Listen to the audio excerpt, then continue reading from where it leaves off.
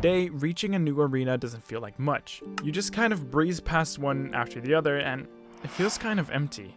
But this wasn't always the case. I'm sure you remember reaching that new arena and how amazing it felt.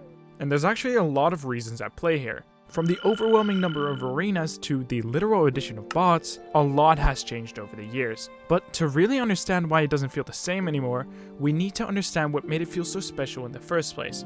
You see, back in the early days of Clash Royale, there was way more thought put into arenas as a whole. For starters, reaching a new arena meant you could start unlocking the cards that were locked behind it, and the cards you unlocked in each arena also seemed to match the theme of that arena. For example, Spell Valley contained the Wizard and the Ice Wizard, the Poison, Zap and Mirror, and the Furnace and Fire Spirit. But like I said, you didn't instantly get those cards. Unlocking a new arena simply meant that you finally had the chance to start earning those cards. I'm aware this is still the case, but getting new cards was way harder, making getting those new cards even more special. Because, as I'm sure you remember, legendaries in particular were extremely rare. So, reaching a new arena meant you were one step closer to finally unlocking that legendary card that you had your eyes on. I remember watching people like Molt or Chief Bat seeing them unlock new cards and being extremely jealous. But that's not all. You see, when a new arena was released, it always came with new content as well. When Frozen Peak was announced, we also got the Log, Lumberjack, Bowler, and the Ice Spirit. Again, all in theme with the arena. And this made new arenas a big deal and you wanted to reach them. Another thing that helped making arenas feel more special was that there weren't so goddamn many. If you played back in 2016-17, you're probably familiar with about 10 arenas. Wanna guess what that number is today? 32. We have 32 arenas, and that's not even including seasonal arenas. More on that later. Right now, you can hit up to 14,000 trophies, and this used to only be 3,000.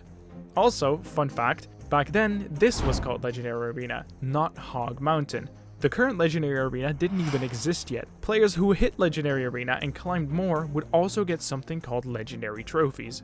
Totally useless, but definitely a cool flex. Now, there's multiple things that were simply different back then. Of course, the game was new, and there was a lot of hype around it, and that just made it exciting. So part of the excitement of hitting a new arena comes from the general excitement surrounding the game. You know, like being the first of your friends to hit a certain arena. I remember absolutely grinding just to get into Builder's Workshop. Let that sink in. Yeah, can you please open the door? Thank you. But that general excitement surrounding the game wasn't the only thing that gave that special feeling when hitting a new arena. It truly was harder back then to reach a new arena.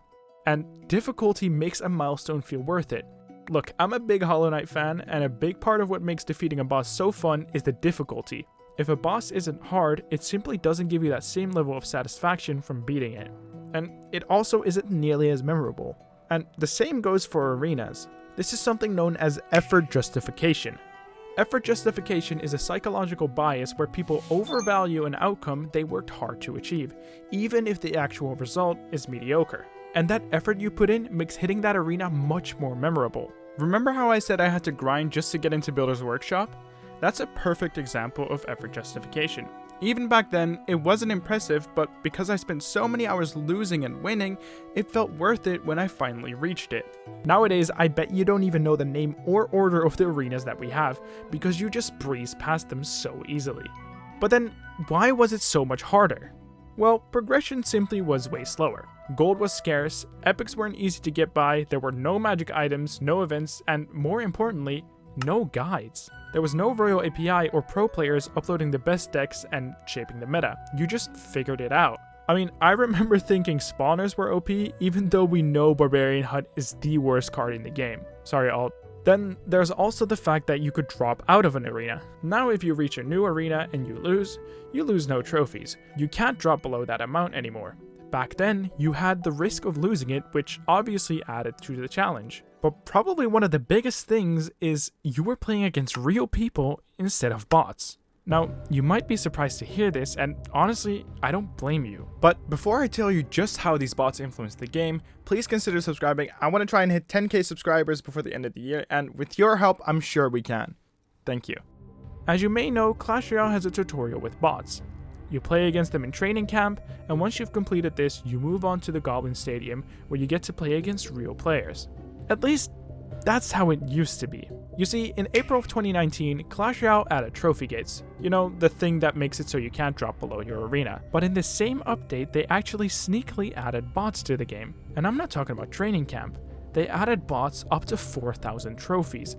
And back then, 4,000 trophies was the highest arena. But I don't think it goes over 4K. Supercell had a blog post. They basically said it was meant to be an extension of the tutorial up to 4,000 trophies. So the game had bots up until the very last arena. But how frequently did you face a bot, you might be wondering? Surely it wasn't that frequent.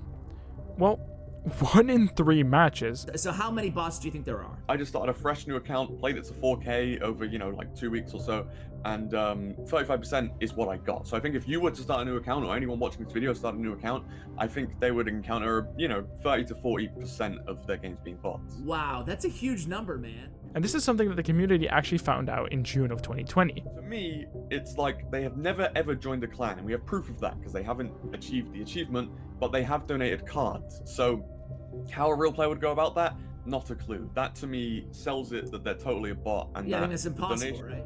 So bots were already a thing back in April of 2019, and they were mainly added to make it easier for players to win games, specifically rank up games. And they happened to be added in the same update that introduced the trophy gates. So clearly all this was done to help players win easier and make progression feel smoother. And honestly, I don't think either of those changes were bad. Trophy gates stop players from losing hours of progress after losing a streak, and bots help newer players avoid getting stuck. Now, while these changes might not have been bad, they did mark the beginning of a bigger shift. Slowly but surely, Trophy Road stopped being the main way to experience Clash Royale. And that shift became impossible to ignore towards the end of 2022, because that's when Supercell introduced Path of Legends, which we now know as Ranked. And Path of Legends completely changed how players looked at Trophy Road, because before Path of Legends, every new arena felt like a destination. Every trophy got you closer to a completely new environment, because like I mentioned at the start of the video, every arena had its own theme. I mean, just think about it. If one of your friends was in Builder's Workshop while you had just reached Royal Arena, your home screens looked completely different. You immediately knew who had progressed further. It truly felt like you entered a brand new part of the game. But Path of Legends doesn't really work like that. Whether you're Challenger 1, Challenger 2, or Challenger 3, you're still looking at essentially the same screen. Sure, you change badges, but the feeling of stepping into an entirely new environment just isn't there anymore. And as opposed to arenas, there's no new card that you unlock when ranking up in Path of Legends.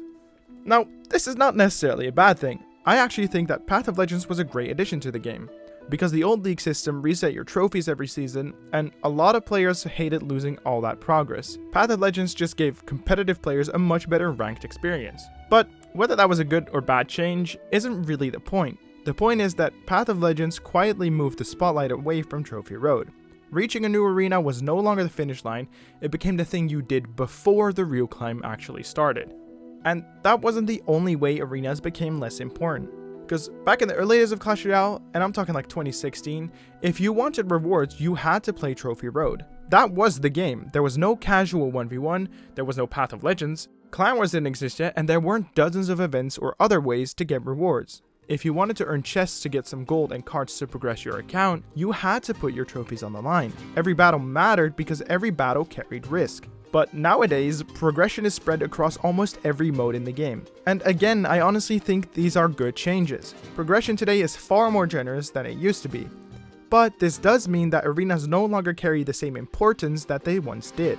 And the rewards themselves were also different. As I'm sure you know, Clash Royale used to have a chest cycle. You knew that if you kept playing, eventually you'd reach a giant chest, a magical chest, or if you played long enough, even a super magical chest. And those chests felt like milestones. You knew that they were coming, and that made every win feel like another step towards something big and exciting. Today, we don't have that chest cycle anymore. We have lucky drops instead. And again, I actually prefer them. They're more generous, the rewards are much more varied, and every drop has the chance to become something incredible. But because every lucky drop starts out exactly the same with the chance to become something incredible, you lose that long-term anticipation of working towards one specific reward. So, individually, none of these changes ruin Trophy Road. I don't think trophy gates did, I don't think lucky drops did, nor do I think bots did.